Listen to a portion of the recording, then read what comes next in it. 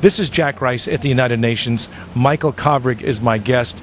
Michael started out working for the Canadian government here at the United Nations, right? And then you turned into working on reform here at the United Nations. Is that right? That's correct, yeah, exactly. What I work on is the business end of the UN, reforming its development operations. You know, it's active in about 180 countries, helping poor countries attain the kind of standards of living, ultimately, that we have here in Canada and the US. And the UN provides assistance with, for example, training civil servants, health projects, population, the whole range of things that a society needs. The UN provides that assistance at the country level. What I try to do is make that assistance more effective so that it's better value for the taxpayers to provide funding for the system. I think back Kofi Annan and basically every Secretary General since the beginning has always said we need things to be more effective and work better and cheaper, etc., etc.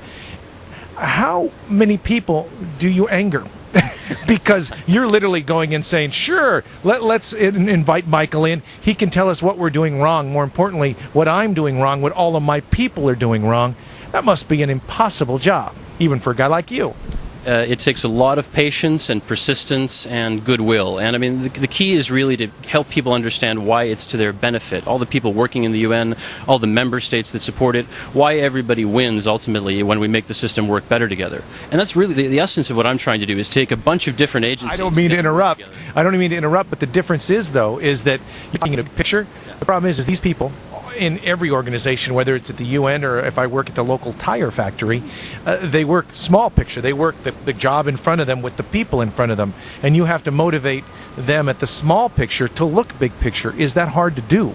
That's exactly what we try to do, and yeah, it is very hard. And you have to put yourself in the shoes of the person sitting in that little silo, the person sitting in Tanzania or Rwanda working on an environmental project or a health project, and help them understand how they fit into the big picture and how them working more closely with their colleagues and everybody understanding what everybody else is doing and working strategically and systematically instead of just running around independently and overlapping and duplicating and being inefficient, how that makes the whole system work better. And it is tough.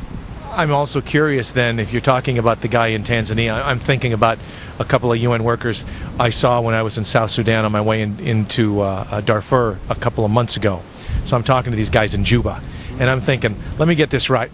I got some guy from UN headquarters telling me what I'm supposed to do, and I'm out here, gosh knows where. I'm sure that actually plays too. Well, I don't presume to and tell them what to do. I understand what they're doing and help them find ways to do that better. Part of the system. I've never got this to do. Big picture now, when we look at improvement, is there signs you can look to and say, see, this is how we know things are better? I mean, people in this country and other countries around the world are spending money to support the United Nations. They would like to see that it is effective.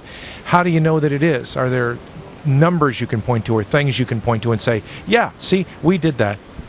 You know, if you want to talk about the broader sweep of development, there are some things you can point to. I mean, the UN system helped to eradicate smallpox.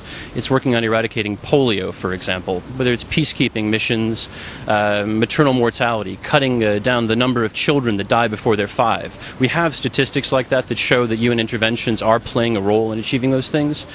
In terms of the kind of reforms that I'm trying to put through, it's still pretty early days. We only really started this whole notion of getting the UN system to work together as a coherent whole about a year ago. So it's still early to have numbers on it, but we have increasing signs that it is working more effectively, and we're getting there step by step, bit by bit.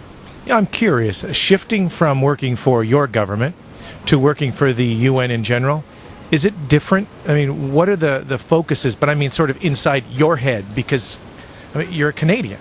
And you think of yourself as a Canadian, so therefore that's sort of your approach. But now you have to think of yourself as an internationalist, and that is different too, isn't it?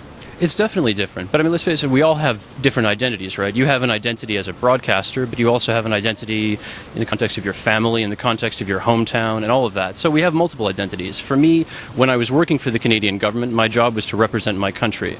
Now my job is to serve every country in the world and all the people of the world.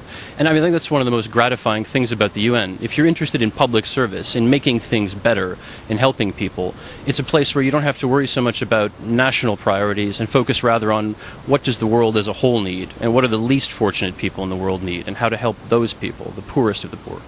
Michael, thanks so much. Thank you.